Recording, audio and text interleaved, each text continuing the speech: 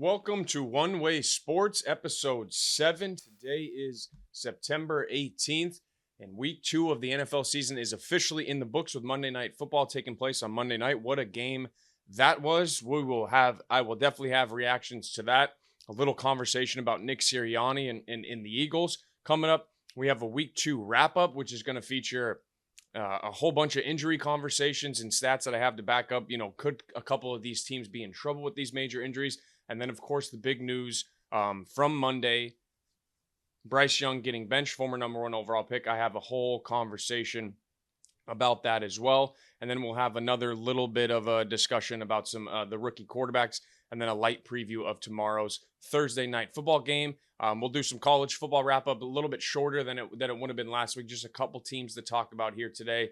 And then we'll go through the new top 10. And then on the way out the door, I will have my full UFC 306 reaction. Thoughts on the Sphere, thoughts on Sugar Sean O'Malley losing his title, what could be next for him, what could be next for some other people on the card, and then a quick little look ahead to UFC 307 in Salt Lake City. But that is all coming up on today's podcast. And One Way Sports starts right now. All right, we're going to start with Eagles and Falcons reaction from Monday Night Football.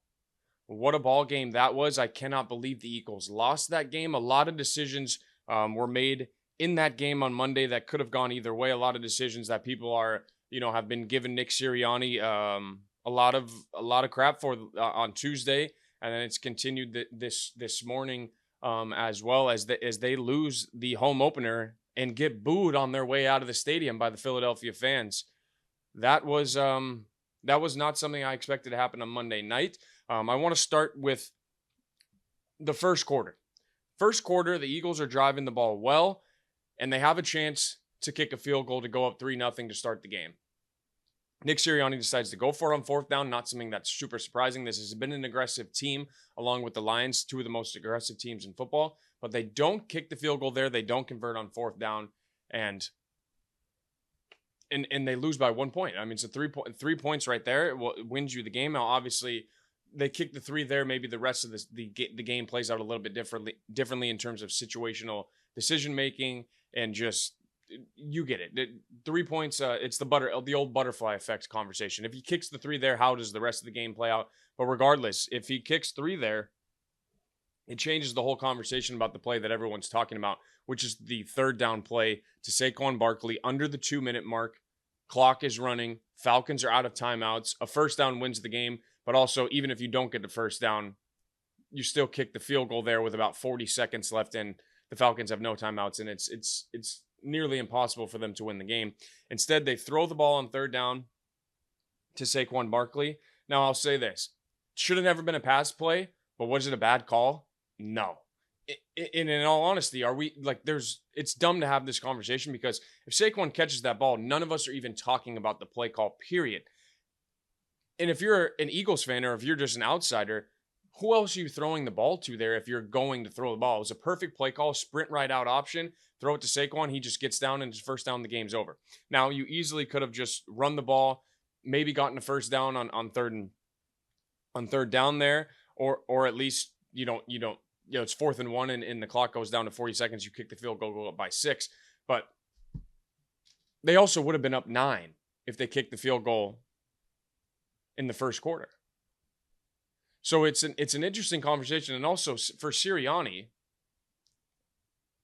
you decide to go for it there in the first quarter and don't get it instead of kicking the field goal. And then in the same exact situation, pretty much same in terms of down and distance, he doesn't go for it in the fourth quarter and kicks the field goal to go up 6, knowing that a touchdown loses the game. Would you have liked to seen him go for it on fourth down there in the fourth quarter? I think it changes the Falcons' play calling if they know they only need 3 to extend the game. Instead, they know they need 7, so it changes the play calling. And let's just talk about the Eagles' defensive decisions on that last drive. Everyone talked about Vic Fangio coming in and changing this Eagles defense and making it better, blah, blah, blah. That last drive, there was 0 pressure on Kirk Cousins, none. A guy coming back from Achilles in week 2, looked better, but still not super mobile. Zero pressure on him, and they just let the Falcons catch the ball wherever they wanted on the field. I didn't understand the defense at all. I understand you're in prevent and nothing over the top to lose you the game. But if you just let them throw bombs right down the field, you know, it's the same exact thing as just giving up one huge play. I did not understand the defensive strategy there.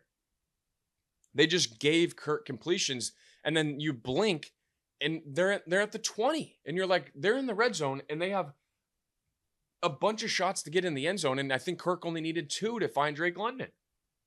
And there you have it. They're up 1, and then the refs tried to screw the Falcons. They gave them a 15-yard penalty on the extra point, but the boy Younghoe Koo was never missing that extra point.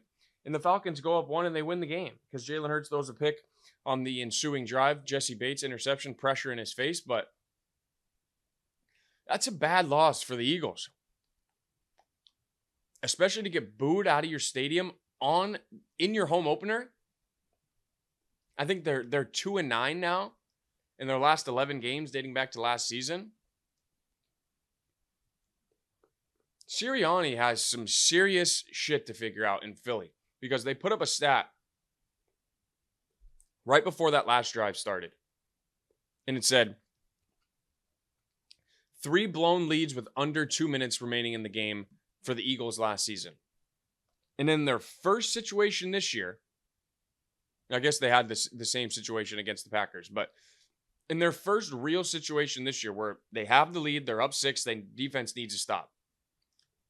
Reminds me of that Seattle game from last year. I think that was a Monday Night Football game where Jackson Smith-Njigba catches that ball down the sideline and Drew Lock wins him that game. It was just felt like the exact same thing on Monday night. Now, credit to the Falcons and credit to Kirk for executing that drive and getting them down the field and finding his playmakers. And Darnell Mooney had a very nice game. And obviously Drake London catches the touchdown there. Bijan played very well. But I think this conversation has to be about the Eagles. This is what I'm going to say about Nick Sirianni. He coaches like an arrogant high school coach that thinks he has way better players than everybody else on the other team and just continuously, in my opinion, disrespects the game at times and just has a smug attitude on the sideline that I can't imagine that that players on the other team aren't like, fuck this guy. And I can't imagine some people on his own team are just like, what the fuck is Sirianni doing? I don't understand it. He makes decisions and he coaches like there's no punishment or there's no fallout from his decisions. Kick the field goal in the first quarter. There's no conversation to be had here.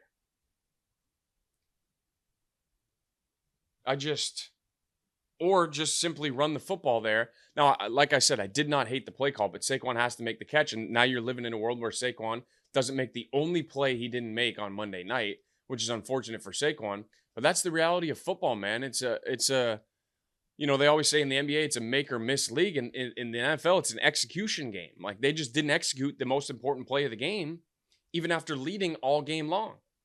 So, no, they weren't leading all game. You get what they felt like. It felt like the Eagles were in control for most of the game. I know there was a lot of lead changes, but it felt like every time the Eagles needed to make a play, they did.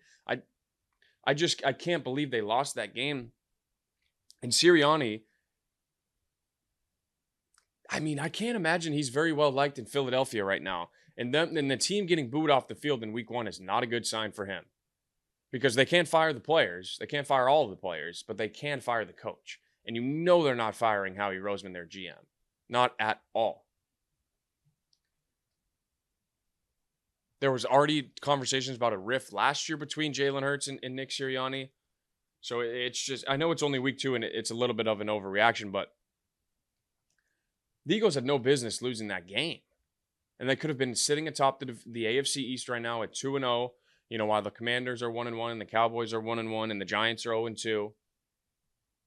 But instead they're 1-1, you know, with what I consider a pretty bad pretty bad loss, all things considered, with just, leading the game with like under 2 minutes, and all you need is a first down, and you can quite literally kneel the game out.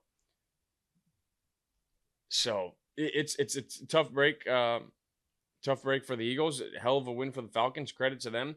I will say this: Jalen Hurts looked fully back on Monday. Fully back. 13 carries, 85 yards, and a touchdown, and he was running over people too. That's what I remember about the 22 season. Is he looked fast and he could throw the ball, but he was running over people. You could tell he was healthy, putting his shoulder down. He had 183 yards passing, and then he did throw that interception on the final drive. But I thought he looked good. Kirk looked good on Monday as well. 20 of 29, 241 yards and those 2 touchdowns. So Kirk looks like he's getting more healthy. And Troy Aikman made an interesting point on Monday. I don't know if you guys caught this on the broadcast, but he said, Kirk told me he's not 100% healthy, but he's 100% healthy in the pocket. Very interesting.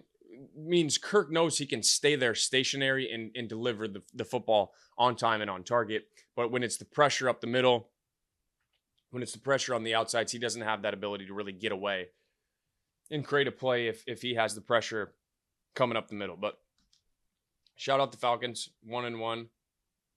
Eagles, 1-1.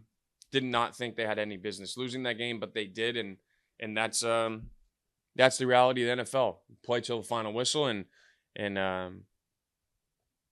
Saquon's going to be kicking himself for dropping that football, but he made every play he needed to on Monday besides that one for them to be in position to win the football game.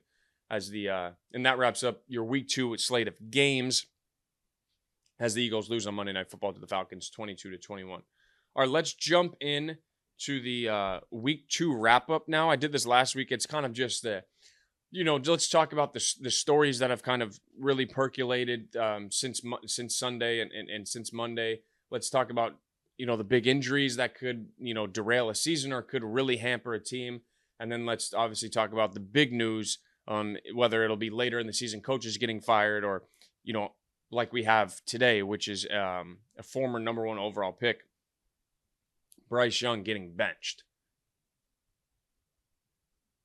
It is a surprise, but it also can't be a surprise. If you watched the Chargers game, or at least just saw some highlights, I'm sure most of you saw that interception he threw in double coverage on Twitter. Bryce is missing throws that high school quarterbacks are making. Short little slant throws, short little bubble screens. They can't. I think somebody made this point. Dave Canales has to make this move because he doesn't even know if his offense has potential to be good because they can't even deliver the ball. I mean, Bryce Young had 84 yards on Sunday, and he did not have a completion over 10 yards. So how is an offensive play caller, Dave Canales was the offensive coordinator in Tampa Bay last year with Baker, like how can he even know if his offense is working if they can't even execute a simple screenplay? They don't really have a run game. And you could see Adam Thielen is not a guy that you usually see a lot of emotion from in terms of frustration. He was pissed on Sunday. Wide open on a couple of routes, just can't get him the football. I feel bad for Bryce because last year's situation was bad. Really bad with just the coaching, the ownership. You get it. You remember all of it. And then I heard Daniel Jeremiah, who does a bunch of the draft stuff, used to be a scout for the Ravens, works for NFL Network, and also does the radio for the Chargers games. He said in his 20 years of being in the NFL, the Panthers, that is the worst roster he's ever seen. He's ever seen in 20 years. And there was a Lions team that went 0-16. And he's claiming this roster is worse. So that is a serious statement to make. But Bryce, 18 career games started. He's 2-16. I don't believe he's ever held a lead in a game because I think both of those Panthers wins were on last-second field goals from last year. 11 touchdowns to 13 interceptions, 60% completion, 33 QBR. He's been sacked 68 times. Bryce at Alabama was a special playmaker. He could obviously throw the ball anywhere in the pocket and was very accurate. but he could play make a little bit and scramble and make plays. I think about that Texas game when they should have lost at Texas, and the DN comes and almost sacks him, and he just slides right underneath him, runs for the first down. Alabama ends up winning that game, saves their season for at that point. Bryce Young looks tiny on an NFL field. Tiny. Not in terms of just his height. He looks frail and brittle out there. He looks tiny, man. And he is short, guys. Like, the thing about Kyler is Kyler's short too, but he's built pretty fucking good. Kyler's got huge legs. Huge legs. Same did Russ. Drew Brees had a really strong lower half. Bryce Young has none of that. He has none of those physical tools going for him in any way, shape, or form. When he was touted coming out, people called him the Steph Curry of the NFL. And that was just maybe the stupidest comparison I've ever heard, because Patrick Mahomes was already in the fucking league at that point. If there's anybody that makes plays like Steph Curry does on a basketball court that just you don't understand, you can't comprehend, you laugh at, you wish your team had, it's Mahomes, guys.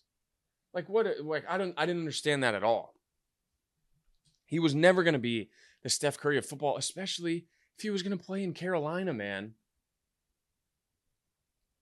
You know, he's not been given a whole lot to succeed with. And he clearly lost his confidence last year. And it has not come back to him this year.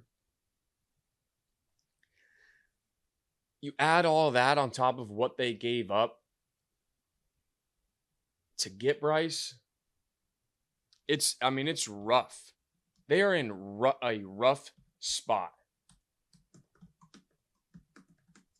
I'm trying to find, I can find all the details for this Bryce Young trade, because everybody said for the longest time that the Herschel Walker trade the Cowboys made that got him Emmitt Smith, Troy Aikman, and all the guys that helped them win a Super Bowl was the worst trade in NFL history. I guess we'll have to see how the next decade plays out for the Panthers, but this is number 2 right now, it feels like. Because they traded DJ Moore, who's a number 1 receiver. They traded the 9th overall pick in that draft. They traded a 2nd-round pick in that draft. And then, of course, they traded what eventually turned into Caleb Williams. And they still don't have a second this upcoming season. So at least they have their 1st-round pick back. But holy shit, guys. The Panthers are in a bad, bad spot. I mean, you even saw the bags over the head come out on Sunday. I don't even know how anybody's paying to go to a Panthers game, period. I guess if they got a good team in town, you'll go pay because it's cheap to watch that team play, but it's bad football. And maybe Andy Dalton can change that around, and being the veteran that he is, and, you know, played well in the one game he had last year, over 360 passing yards, but Dave Canales said the season is slipping away from us in week 2 because of how piss poor the offensive execution was. And if the rest of the guys in that locker room, you know, don't think they have a chance to win, what does that do to your defense? What does that do to your skill players? But that's the headline, you know, from week 2, regardless of what happened in the games or what happened, period. That is the headline. Bryce Young benched in his 18th career, after 18 career games in not even a season and a half. Wow. Wow. There's been rumors that Miami might trade for him. If you're Carolina, you can't move on from him yet, can you? I mean, all of that you gave up, you're not even going to get would you get a 4th for Bryce right now? Would you get a 3rd? I don't know. And if the rest of the league knows you're done with him, why are they giving up any value to get him? You're certainly not even getting a 4th of what you traded to acquire him.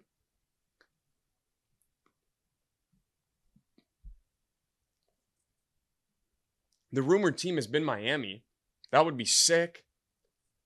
But that would mean you're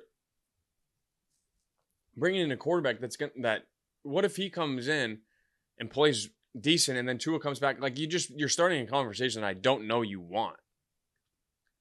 And the Dolphins already signed Snoop Huntley from the Ravens practice squad. So they've already made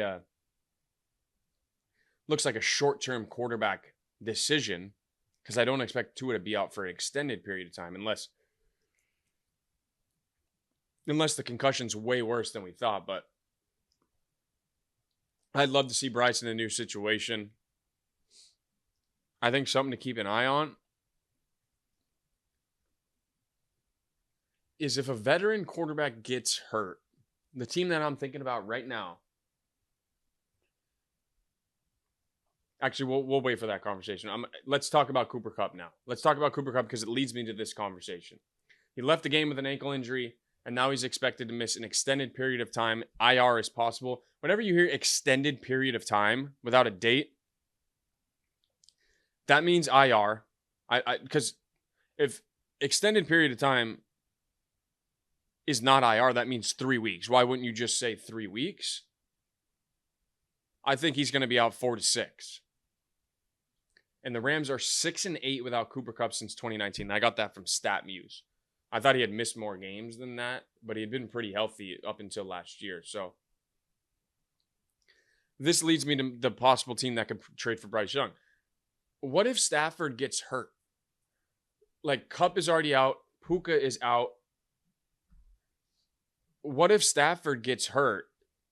Remember they brought in Baker Mayfield for that short period of time 2 years ago?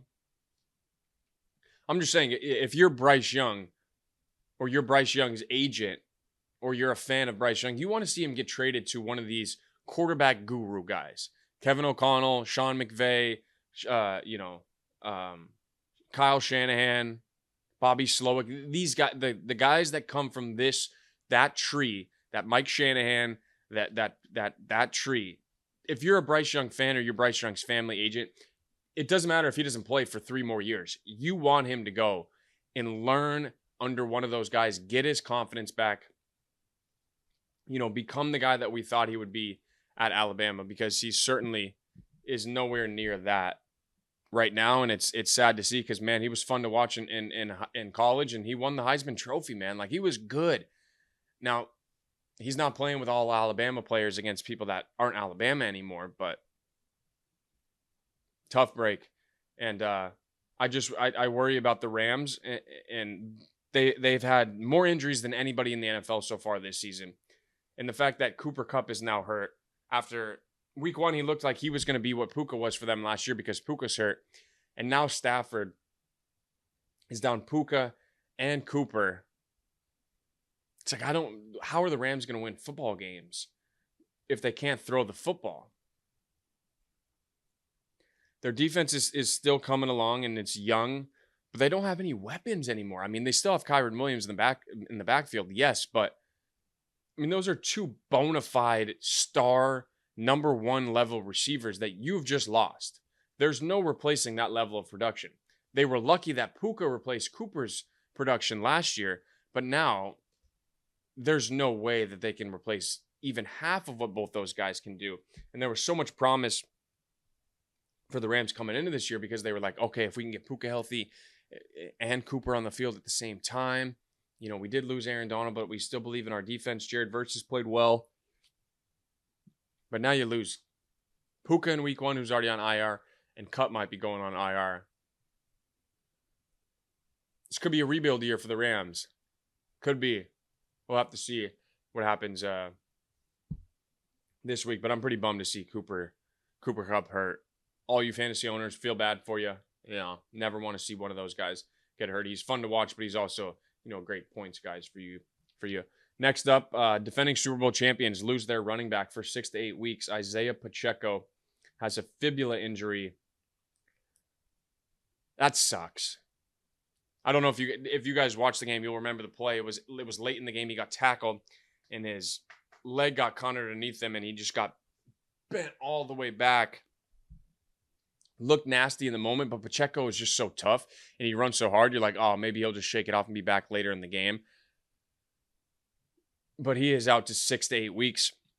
The Chiefs are bringing in, I'm recording this on Tuesday, so the Chiefs are bringing in Kareem Hunt today. On Tuesday, he may have been signed by the time this comes out, but they're bringing in Kareem Hunt. They still have Samaje Perine in that backfield as well, who they picked up from Cincinnati. And then they have Carson Steele, the rookie fullback, who had a nice game against Cincinnati, fumbled, but then made some big plays at the end of it. So it might be a running back by committee situation. And they might start using Worthy and Hardman and a lot of their speed guys in different type of packages to be kind of a supplement to the run game, if you would. You're never going to be too worried about Patrick Mahomes and Andy Reid because they're so good. But it does now put a little bit more pressure on Travis Kelce to show up and deliver without Pacheco, because they're going to need his production as well. Pacheco has been so good for them the last 2 years, helping them win Super Bowls and just giving them a legit run game. So it'll be interesting to see how the Chiefs fare without their workhorse running back, who's been really productive for them in the last 2 years. Remember, he is out 6 to 8 weeks. So minimum month and a half, if not 2 months or longer. And the fibula injury is not something you can mess around with. So we'll see if they bring Kareem Hunt in. If not, they still have Samaje Perine, Carson Steele. They'll be without Pacheco, but then he'll be coming back late in the season, kind of refreshed, hopefully fully healthy for them, and that could be a problem for the rest of the league if Pacheco's body is not taking as many hits in November, December, January football. All right, last injury update. Deebo Samuel expected to miss, quote, a couple of weeks with a calf strain. Not exactly sure. See, now this is what it doesn't make sense to me. Cooper Kupp expected to miss extended period of time. IR is possible. Deebo expected to miss a couple of weeks, but won't be put on IR. What is the difference? Like, I don't, like, what, that doesn't make any sense to me. That doesn't make any sense to me, but the way they categorize these injuries is always hilarious. But Deebo is out with a calf strain, and the 49ers are 8-9 without Deebo since he's been drafted. He's just such a crucial weapon for them. And now they're without maybe their two most, not maybe, they're without their two most versatile offensive weapons. The two players who the offense is built around. Before they got Christian McCaffrey, the whole offense was built around how do we use Deebo in the most effective ways possible to get everybody else open, but also get Deebo to be, the best player on the field every game. They get Christian. He becomes the main workhorse back, but now you have these crazy packages where Deebo and Christian's on the field, and there's a bunch of motion, and you have no idea which one of them is getting the ball. So C-Mac's out at least another 3 weeks. They could be without Deebo for the next 3 weeks. And they just lost to the Vikings. So it's an interesting stretch, without a doubt, for the 49ers coming up here. Let me find their schedule for you. Remember, they had that stretch in the middle of last year where they lost 3 in a row. And Purdy kind of looked like he was struggling a little bit or not as accurate. And remember, that was when Deebo was not out there. Deebo is so important to this offense. They really need him. So the next 3 weeks, they got to go at the Rams, host the Patriots, and then host the Cardinals. So 2 division games, or actually the next 4 weeks. They have 3 division games in the next 4 weeks. They also have to go to Seattle. So, this is an important stretch for the 49ers coming up here early in the season. 3 divisional games when you're going to be down your 2 most versatile, maybe explosive offensive weapons. And now, Brandon Ayuk, you wanted all that money. You're the number 1 receiver now. You better show up and you better ball out. Because the first 2 weeks have looked pretty average, like you didn't do anything and you missed training camp. Brandon Ayuk has to step up for this team. Juwan Jennings has been their best receiver outside of Deebo in their first 2 games. Juwan Jennings is so slept on, but also Kittle was really productive on Sunday as well. I'd expect him to be more involved in the offense, but they got to get Ayuk going if they want to if they want to keep this offense executing at the level they were. Jordan Mason obviously has been a fine replacement for Christian McCaffrey. He's not CMAC, but he's produced in terms of yardage like Christian McCaffrey can. He just doesn't add that element of being able to receive it in the backfield. But those are your injury updates for week 2. Lots of crucial ones. Week 2 always feels like the week where there's really a lot of major injuries, because week 1, everyone's still getting back and your body takes the bumps. And yeah, you might see a couple here and there, but week 2, usually you feel like these guys' bodies have not fully recovered yet from week 1, and they're still getting themselves in shape for the season. And that's when things can happen. And unfortunately, a couple of those injuries did take place in week 2 and have left some of the teams in offenses, especially, in a tight spot. All right, I'm going to wrap up the week 2 recap with a stat for you. Rookie quarterbacks have thrown 196 passes through the first 2 weeks without a single passing touchdown. Jaden Daniels has a rushing touchdown. I think Bo Nix might have a rushing touchdown. Don't quote me on that, but they have not thrown a passing touchdown. Bo Nix, Jaden Daniels, Caleb Williams have not thrown a passing touchdown in 196 passes. That is the most consecutive pass attempts without a TD pass without a TD pass to begin an NFL season in history. I can't believe that the rookie quarterbacks can't throw touchdowns. Now, I did see a stat that the last 3 years, touchdowns have increasingly gone down in week 1 and week 2. I think it was 100 3 years in a row, and then it's been like 80, 60, and 50 the last 3 years. I don't have the exact numbers, but it was definitely 100 3 years in a row, and then it's drastically dropped off since then. I don't know if that's affecting the rookie quarterbacks more than others. Rookie quarterbacks always tend to struggle early in the season. Remember, CJ Stroud started 0-2 last year as well. We know what happened to Bryce, but it's looked pretty bad in Denver. They can't throw the ball down the field at all. And it just doesn't look like Bo Nix really knows what he's doing in terms of executing that offense. Jaden has looked the best of the 3 of them, but he has a run game. He has the most complementary offense, and he also has a skill set in terms of being able to run the ball that the other 2 don't have. But it would be nice to see Jaden throw a touchdown at least one of those first 2 weeks. And then, of course, Caleb, really struggled in week 1 and then just had no time to do anything in week 2 on Sunday Night Football. He was pressured 36 times in that game. Granted, he missed some throws for sure, but he was getting beat up back there. I would like to see one of those guys throw a touchdown this week, because J.J. McCarthy is still tied for the rookie quarterback passing touchdown lead, and he has not played or dressed for a single game. Let's get some passing touchdowns this week, rookie QBs. All right, let's quickly talk about Thursday Night Football tomorrow night. Patriots at Jets. Patriots are 6.5-point underdog, and the over-under is 37.5. This line makes no sense to me. None. The Patriots have looked better than the Jets in the first 2 weeks. Their defense has looked just as good, if not better than the Jets, and they've executed better on offense.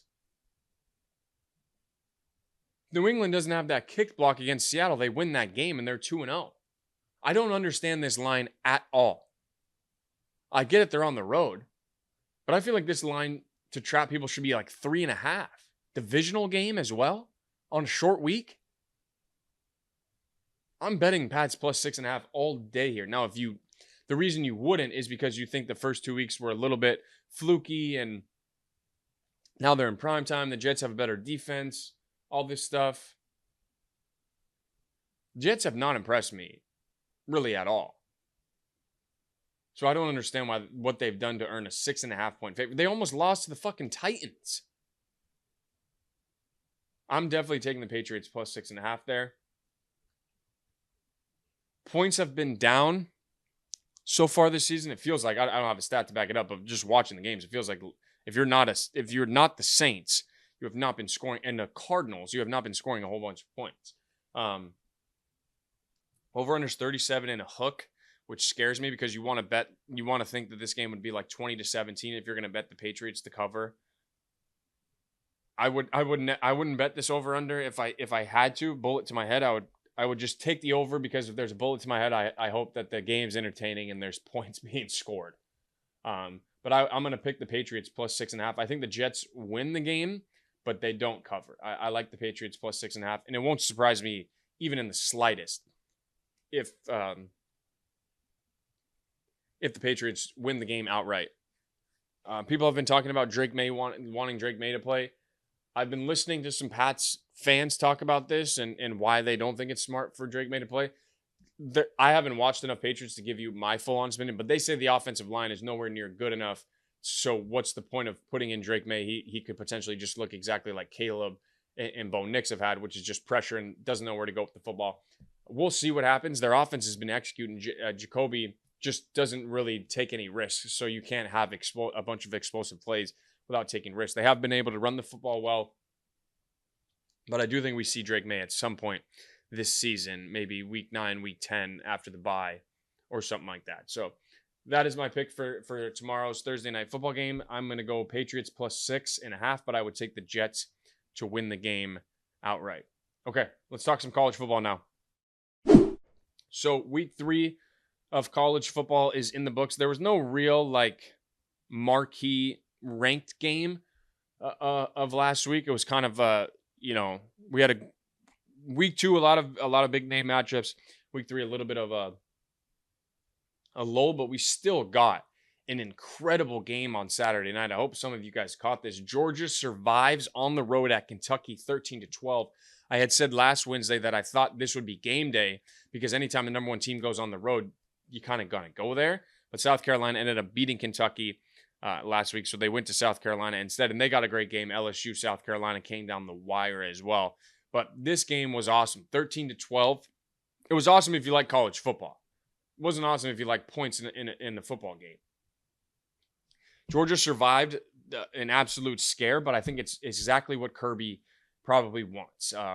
But are there major concerns? Defensively, no. Georgia's still the best top 5 defense in college football. I do worry a little bit about them getting off the field on third down. They were 9-16. Kentucky was on third down on Saturday, and they had 35 minutes time of possession. That's why this game was so close down the stretch, because Kentucky would stay on the field for longer amounts of time than Georgia was, putting the pressure on Georgia to go score right away, or at least sustain a drive so their defense wasn't immediately right back on the field. Kentucky played a great game. They rushed for 170 yards. They controlled the clock, they ground and pounded it, but ultimately Georgia just has that championship spirit, and like I've said, they have not lost to a team not named Alabama, coached by Nick Saban, in 3 years. Mark Stoops, hell of a coaching job there, but just fall short there, 13-12. Kentucky, got a feel for Kentucky, man, because they could be 3-0 right now, but instead they're staring down the barrel of 1-2 after losing a tight one to South Carolina last week, and then losing to the number 1 team in the country 13-12 at home. They're a good football team, but it would have been they would feel much better about their season now if they had beat South Carolina and then only lose to Kentucky by 1. But now you have 2 losses. 2 losses in the SEC, which is got 6 of the top 7 teams in the country. So Georgia, though, they have a bye week this next week, and then they play at Alabama. So if you're Kirby Smart, that Kentucky game came at the perfect time. Because guess what? You get a scare going into the bye week, which means that you can just be all over your guy's ass all week. You can be on them all week just being like, you guys almost lost to Kentucky. You think you're going to beat Alabama? At Bryant-Denny. I'd expect Georgia to have their most physical week of practice on the bye week and then have a relentless week of practice leading up to Alabama with a lot of detail and a lot of execution, and their offense trying to figure some things out because their offense did not look very good. Carson Beck, Might have been his worst game of his career. Didn't look comfortable. They only manufactured one touchdown drive. They struggled all night, but it's Georgia, and you can only worry about them to a certain extent. Number one team on the road at night, SEC. Nick Saban even said that he believes SEC night road games should be in a whole different conversation when you're talking about playoff or just losses, and then losses that get you in and out of the playoff. That SEC road games at night are the most difficult game to win in the entire sport. You think about the games Saban has lost that night on the road. Kick six, Auburn. That Texas A&M game he lost late at night. LSU game lost late at night. Saban really doesn't lose during the day. He did lose to Texas, but you get my point. It's so hard to win an SEC game on the road, let alone on the road at home when, you know, the whole entire state's been boozing for 7 hours before they even arrive for the tailgate. So there you have it. Georgia stays undefeated. 13-12 win over Kentucky. Bye week. And then, ladies and gentlemen, I can't imagine game day will be anywhere else. Georgia at Bama. Could be 2 versus 3. I believe it's 2 versus 4 right now. We'll see what happens. We'll see if Bama's ranking changes this week. I can't imagine it would. But you're probably looking down the barrel of 2 versus 4 next week at Tuscaloosa in Bryant-Denny Stadium on Nick Saban Field. Get excited about that one. Next game, I want to talk about Texas over UTSA 56-7. The reason we're talking about this game, you already know. Ladies and gentlemen, Arch Manning has arrived. Entered the game in the second quarter, 5 touchdown drives. It's pretty damn good. Pretty damn good. Now, I feel bad for Ewers. Got hurt, but he might come back later in this season. But Arch had a 67-yard touchdown run, which, unless you've seen Archie Manning Saints highlights, you can't believe that a Manning can do that. But also, if you saw Arch in high school, you knew he could scoot. But I didn't know he had kind of like that. I know it's UTSA, but I mean, he juked that corner and he was gone. Gone. He had a 51-yard touchdown pass to Isaiah Bond and then a one-play 75-yard touchdown as well. So they made explosive plays. Obviously, it's UTSA. But I thought Arch executed the offense well. I thought he looked comfortable out there. And he looks like he's going to be a guy. The craziest part is, after the game, the Heisman odds changed. Ewers was the favorite going into this game, gets hurt. Ewers and Manning have the same Heisman odds now after last week's game. Both plus 2,000. That's crazy. That's crazy. You have to imagine if Ewers comes back and is healthy during the season that they will give him his starting job back. I mean, he's a senior. He came back, is the leader of this football team, is a captain on this team. Arch still has, 2 more years that he can, at least 2 more years that he can play. But man, it looked good out there with Arch. Again, UTSA, but you can only execute against the competition that you have on the field that day. And boy, did he do that at a premium level where you can tell, okay, this dude's definitely a Manning. And he's definitely went to the right place, which is to learn, sit, develop. And Sarkisian knows how to, he might be the best offensive play caller in college football, play designer, whatever the right term is. I love watching Sarkisian's offense. And I think people have started to, I think Sarkisian now has found the balance of what he is as a coach. Remember, he was at Washington and it didn't go well. And then he was at Alabama, as an offensive coordinator. And now he's been at Texas, and it was a weird start to the Texas tenure. But the last couple of years, it has now really turned. And I think he's figured out what his football program is and what his football team is. And guess what? They're the new number 1 team in the country now. I don't know when the last time Texas was number 1 in the country. I'd have to imagine Colt McCoy was playing quarterback back then. The year they went to the national championship against Alabama. And if it wasn't during the Colt McCoy era, then it wasn't since Vince Young. So it's been a long time since Texas was on top of the sport like this. They look like the best offense that I've seen in the country. Tennessee's in the conversation as well. Tennessee's played lesser of the competition, in my opinion. But Texas has looked damn good. I think they deserve to be the number one team in the country. And it's hard to imagine that they won't be 5-0 heading into their big stretch of games. So they play University of Louisiana Monroe, and then Mississippi State, then a bye week, and then Oklahoma and Georgia. So we'll learn about Texas here in the next 3 weeks or so. But in terms of beating the competition that's put in front of you, they have done that tenfold. And Arch Manning has officially arrived in burnt orange. I can imagine that fan base is probably pretty excited about what they saw on Saturday. They probably would like Ewers to be healthy, and Texas has an opportunity now to do something that I don't know how many times has been done. But if they can win a national championship this year with Ewers, and then turn the football over to Manning and win another one, I'm not saying that's going to happen, but it would be crazy for them to potentially have the ability to win back-to-back national titles with two different quarterbacks. They got to win the first one first, obviously. And I'm not picking Texas to win the national title right now. I'm just saying the opportunity is in front of them to do something very special because this team is focused, locked in, and they look damn explosive on offense and have shut people down on defense. Texas over UTSA 56-7. All right, last game I want to talk about is Oregon State. Oregon finally shows up and looks like Oregon. They win 49-14. 27-0 in the second half. Oregon just completely just closed this game down. Oregon State was playing a quarterback that it was going to take a whale of a game to beat Oregon. We had wondered what was wrong with Oregon in the first 2 weeks. They were a 19-point favorite coming into this game, and everyone was kind of just like, how is that possible with the way they've looked the last 2 weeks?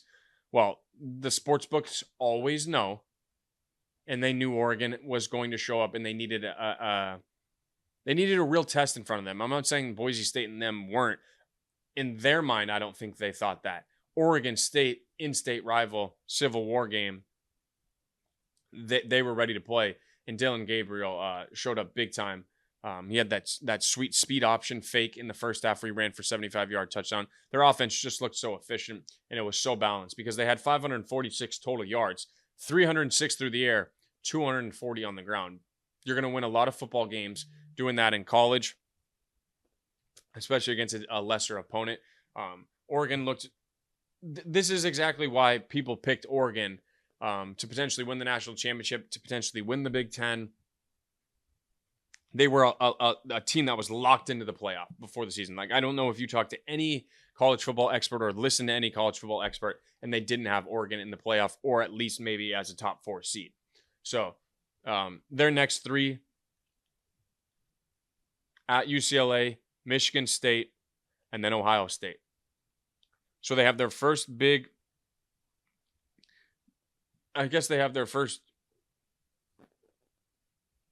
real Big Ten test in Michigan State, but not really.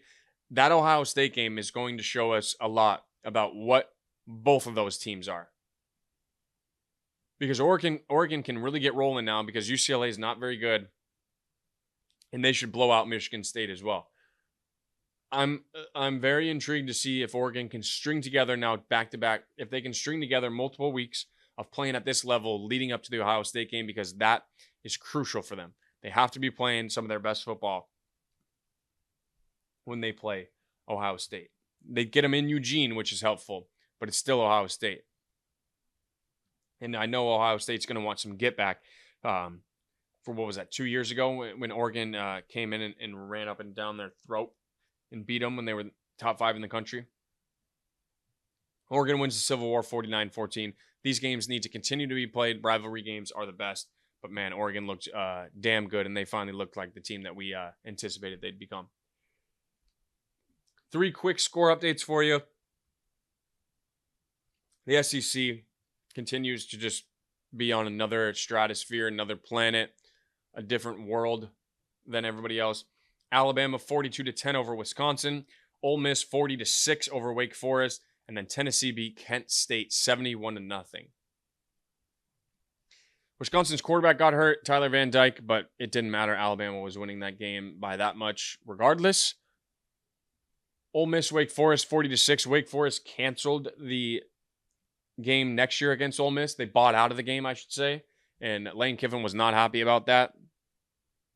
But if you're Wake Forest, I don't blame you. You do not want that smoke with Ole Miss in the SEC. And then Tennessee continues to just put up monster number 71 points this this last week. I mean, it is Kent State to be fair, but boy, Imaliava only threw 16 times. They had 3 guys with over 100 rushing yards. 120, 101, and 99. 6 rushing touchdowns. This was never going to be a game. I feel bad for Kent State. They even had to play this game, but Tennessee has now scored 69, 51, and 71 in their 3 games this season. Sheesh. That offense is really good, and it looks like the offense that they had with with Hendon Hooker and those boys. Big one this weekend. Tennessee is at Oklahoma, at Norman. Big game. That's an SEC game now. That is weird to say, but that is an SEC game, and that's Tennessee's first true test about how good this offense is, and if their defense can really be as good as they've shown in the first 3 weeks of the season. All right, the new AP Top 10 came out today. I think it's Tuesday or Monday. It came out this week. Texas is the new number 1 team in the country. I already told you that. Georgia 2, Ohio State 3, Bama 4, Ole Miss 5, Tennessee 6, Missouri 7, Miami 8, Oregon 9, Penn State 10. If you didn't catch that, 6 of the top 7 teams in the country are all from the SEC. The only team that's not is Ohio State. Otherwise, Texas, Georgia, Bama, Ole Miss, Tennessee, Missouri. Like, what in the fuck? 6 of the top 7 teams in the country play in the same fucking conference. That is mental. Miami is the only team in the top 15 from the ACC. And that leads me to this point. I'm not going to dive too deep into it, but we are rapidly approaching the NFL model in college football. There will be 2 conferences. I'd have to imagine 2 major conferences. How do the other conferences truly compete with the Big Ten and the SEC? The SEC, those 2 conferences have 9 of the top 10 teams in the country. And if you went down the list even further, it would be more numbers of this number. Because I told you, Miami's the only team in the top 15 from the ACC. So that means 15 or 14 of the top 15 teams in the country come from 2 conferences. The sport will be changing even more. I firmly believe that in the next 3 to 5 years. This is not the end of what college football will look like. Conference realignment's not done. I think we're just getting started here, but wanted to bring that to your attention. The SEC is just a whole nother world, man. It's a whole nother world down there in the football that they play and the guys that they produce and the level of talent that they have. So there's your college football week 3 recap. Good slate of games. Lots of fun games to look forward to this weekend. But that wraps up the football talk for this podcast today. Now let's go ahead and hop into the UFC 306 reaction. All right, well, that sucked. If you're a Sugar fan, that sucked. The Sphere was insane. I've never seen anything like that in my life. I mean, genuinely a one-of-one experience watching fights like that. Anybody who was like, well, the fight sucked and this or that, I'm not going to disagree with you. They weren't amazing. It wasn't like an all-time card. But holy shit, were you not entertained the whole time? The Sphere was sick, man. And hearing Joe Rogan and DC's and John Anik's reaction to just being like, we need to have every event in here and all that stuff. It was really cool. I talked about in the preview about how I was curious about the worlds changing and all that stuff. The UFC nailed it, man. There was every detail was perfect. The ring girls, my goodness, that was cool. The different outfits, the makeup, the culture involved, that was just really, really special. When the Mexican fighters walked out, it was awesome.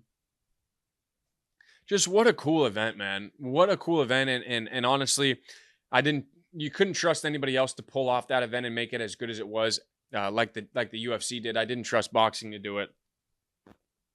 And I don't know if that venue is even big enough to host any other sporting event besides boxing or MMA.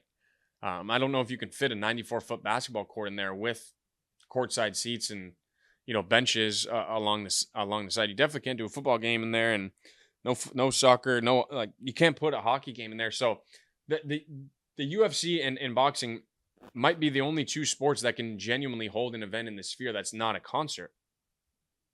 So for the UFC to be able to pull that off and pull their biggest gate of all time, kudos to Dana and the team and the production team. Kudos to everybody. It was a great event to watch. I thoroughly enjoyed it. I thoroughly enjoyed watching everything the Sphere had to offer. It did not disappoint me at all. It actually probably over delivered in many ways. Those movies would just get you so ingrained into like what Mexico has had to go through, and then you're like, wait, so we're about to see a fight now too? It was really, really cool and just really special. So once again, shout out to the UFC. I hope that isn't the last time that they do the Sphere. It didn't sound like it was that easy to pull off, but man, now they know now they have a blueprint and a formula for how to be done. I know a lot of fans were asking about a July 4th card there for to celebrate, basically just to celebrate America. And then people were asking about, what about one for Brazil? What about one for Japan? I'm here for all that. Sign me up for all of that. The Sphere needs to be in my life once a year. I'm down with the UFC holding one pay-per-view a year at the Sphere, or every other year. I'd be fine with every other year, or do it like a World Cup. Once every 4 years we get a Sphere show. Now, I don't think they'll do that, but it was special. And I think if you have a theme for all of them, even better. And the Mexican Independence Day one was just so awesome. Happy to see their culture celebrated and their history celebrated. What a brave and relentless minded group of people. And I've been to Mexico multiple times. Beautiful place. Always accepting of us and tourists and stuff like that. So got a lot of love for Mexico and was really happy to see that event take place. And shout out to the production people and shout out to everybody that was able to pull that off and make it happen, because I can't imagine in any way, shape, or form there wasn't a million hurdles to cross, but they did it, and it looks great on TV. And if you were there in person, probably the best live sporting event you've ever seen. So let's jump into the fights now, though. Merab Dvalishvili beats Sean O'Malley by unanimous decision.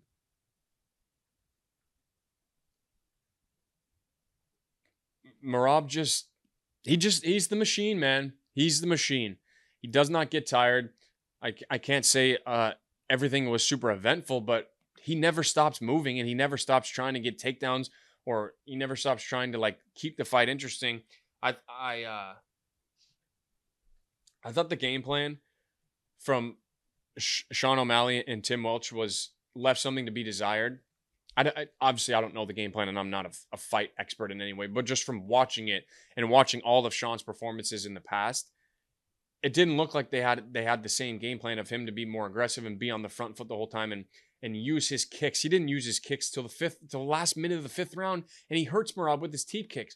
If you remember from my preview, I said he has to use his teep kicks to set up his range, to set up his punches, and the teep kicks were going to be the thing that slowed Merab down and kept him off of, pressuring him the entire fight. He didn't really throw his knees till the fifth round either. I just didn't really understand the game plan. I didn't, and I didn't, and it's concerning if you're a Sean O'Malley fan that we've not had to see his ground game really ever. A little bit in the Peter Yan fight, but it doesn't look like there's anything for him to do besides try to throw up a triangle. He doesn't know how to get up off his back efficiently without giving up submissions or giving up positions and taking more damage. It almost felt like I was watching Adesanya versus Blachowicz, where Adesanya he was just never getting up. it's nice that Sugar throw up those triangles, but Rob's got a tiny neck, man. It's going to be hard to submit him with the triangle from bottom like that. I also wanted to point this out. Whatever happened in the first 20 seconds of that fight, I guess Tim Welch came out and said he told Merab to be patient, and then Merab freaked out. I noticed something right away when that happened. The fight started, and Sugar immediately went on the front foot, was pushing Merab back right away, was leading the dance. That happened. Herb stops him, and then it's kind of like a neutral position after that, where Sugar gave up pressing forward and putting Merab on the back foot, and then kind of fought him where they both were changing back and forth who was pressuring. But throughout the rest of the fight, Sugar never really got back on the front foot of truly like walking down Merab and giving him problems. And I thought every time he walked him down, you got to throw a teep kick, man, and just keep him worried and keep him moving back. And Merab shot some great time takedowns. The technique is nowhere near as good as what Aljamain does, but he's so relentless. He kind of just runs through you until he like one of the times he ran Sugar straight into the cage and kind of just like knocked him off balance and then took him down. He just runs through your legs and runs through your body, and just all that momentum takes you off your feet. He's very good at it, and he never stops moving, and he never stops putting pressure on you and using his cardio to an advantage. What a story for Merab. Loses his first 2 MMA fights, or loses his first 2 UFC fights, now has won 11 straight to become the UFC champion. He was also found on Dana White's Looking for a Fight series, where they were recruiting, or they were looking to sign a different guy, and Merab hit him with a spinning back fist KO in the first round, and they signed Merab, and now 13 fights later, he's their UFC champion. Umar Nurmagomedov is probably your next title fight, and I don't think Merab wins that fight. But if there's a guy that can make Umar tired and put that pressure on him, it would be Merab. But what does Merab look like if he can't take people down repeatedly? I don't know if it's pretty. And Umar is very skilled and very good. Merab wants to fight Davison Figueiredo. I don't think they're going to give that. I think they want to make Umar, they want to give Nurmagomedov a chance to become champion again. And that's just the way it goes. But congratulations to Merab Dvalishvili on becoming the UFC Bantamweight champion. Congratulations to Valentina Shevchenko for getting her belt back. I'm not going to dive too deep into that fight. Come on, guys. There was really not much to talk about there. Valentina held her down, and she got her belt back. I want to talk about where does Sugar go from here now. It was announced yesterday, if you're watching it on Wednesday, that he's gonna take 9 months to a year off because he tore his labrum in his left hip. I guess that was during the Aljamain camp or before the Aljamain camp. From what I read, he said before his last fight camp. So that's a year of his prime gone for surgery. Now, if it makes him his body better and he can train and recover a little bit better, all good things. But Sugar's been on the go consistently, 2 fights, 3 fights a year since he came back from that suspension. And now he is feels a lot like Adesanya, where Izzy took a lot of time off after the Strickland loss. Much different scenarios because Izzy was champion for much longer and had fought way more. But O'Malley's kind of carried this division now for a couple years and has, obviously is one of the biggest stars in the sport. And I, not only does he need surgery, but I also think he is seeking some time away from the spotlight and having to promote and having to just be Sean O'Malley every day. Tough break for the kid. He's not really a kid, but tough break for Suge. I have no doubts that he'll bounce back better than he was before. I just trust in Tim, his head coach, and I trust in Sugar and their mindset to just, he will respond and he will come back better than he was before. That's my humble opinion. But it's the hardest thing to do in the sport is to The hardest thing to do after becoming a champion is getting your belt back after you lose it. Dominic Cruz has done it in that division, but it is very, very hard to do, especially with the talent that is at the top of 135 right now. Do I think he can do it? For sure. Got to clean up some stuff in the wrestling and the grappling game. But the hand speed and the ability to knock people out will always be there for Sean O'Malley. It's an interesting spot he finds himself in his career, but I would like to see his next fight be against Corey Sandhagen. I wanted that fight for a long time. I was hoping that would be the first title defense. Unfortunately, Corey lost to Umar, but I really want to see that fight. I think Corey can give him problems in the grappling realm as well, but I think that fight stylistically on the feet is the most exciting fight you can make in that division. I firmly believe that. Firmly do. There's so much skill, there's so much technique, there's so much ability in that fight. I would love to see that fight made. Now, I don't know if Corey's going to sit out a year and wait. If he does, that should be the first fight back, and it should be a main event. 5 rounds. Vegas, Arizona, Colorado, wherever those are the areas that they're from. So put that together. I'd like to see that be a 5-round main event. Sugar's first fight back. Diego Lopes, huge win against Brian Ortega, decision, but he almost KO'd him in the first round, that crazy combination 30 seconds into the fight.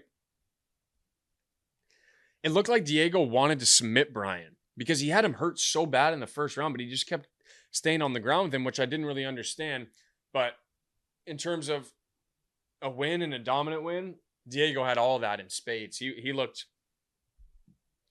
phenomenal, and he is now the number 3 ranked featherweight in the world. Thoroughly dominated Brian Ortega, I thought, and was better than him on the feet and won most of the grappling exchanges as well. So Diego has from losing on the Contender Series to taking a short notice fight against Movsar Evloev in his UFC debut and almost beating Movsar, and now he is undefeated since then. It's crazy that the trajectory that he's gone on, and he is becoming a star fast. What do I think should be next for Diego? Main event against Alexander Volkanovski. Why not? Topuria and Holloway are already fighting for the title. That's the next best fight in that division. Volk has already fought Yair Rodriguez. Now, he hasn't fought Arnold Allen, but that's the fight to make. That is the fight to make. Diego Lopes versus Alexander Volkanovski, main event. Don't care where in the world it is because everybody's fucking watching that. And Diego still has not been tested 5 rounds. His cardio looked incredible on Saturday. It was clear that the Dan Ige fight was a combination of having to weigh in 3 separate times and all the mental hurdles it took just to get to that fight. But please book me Diego Lopes versus Alexander Volkanovski in a main event. If you want to put it in Mexico, even better. But that fight, I think, needs to be made. I want to see that fight happen. And I think Volk would take that fight. I think Volk would 100% take that fight because he thinks that's a winnable fight, and it puts him right back in the title conversation. But that's just my 2 cents. Shout out Daniel Zellhuber and Esteban Ribovics. What a fight that was. What a fight that was. I believe that one fight of the night too. So great card altogether. Raul Rosas got another win, and great card altogether there. Bummed to see Sugar not get the title win, but hey man, that's the sport, and that's why we love MMA, because it's the most unpredictable shit you could possibly ever watch. Next time we go to the Sphere, hopefully we get some more finishes, not just 2 of them. But regardless, I still enjoyed the Sphere card. Hope you guys enjoyed watching the Sphere as much as I did as well. Next pay-per-view is UFC 307 in Salt Lake City, Utah. Alex Poatan Pereira versus Khalil Roundtree Jr. Man, that's a great fight. But we won't talk about that today. That's coming up at a later date. That'll do it for today's episode of One Way Sports. Thank you guys for tuning in. If you could please like, comment, subscribe, tell your friends that P-Way's got a podcast. Any support that we can get, that I can get, would be greatly appreciated. Everybody that watches, thank you so much. I can't thank you enough for just continuing to support me and listen to me. And like I said in the last one, if you have questions, you want to do a Q&A, or you like to see different things on the show, please let me know. My social medias are linked into the description of this video.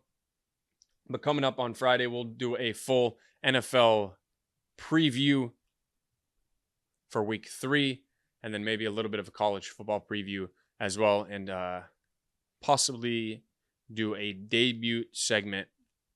We'll see about that. We do have another P-Ways parlay coming up on Friday as well. But thank you guys for listening, tuning in. Hope you enjoy the rest of your Wednesday. And I'll speak to you guys again on Friday. Peace.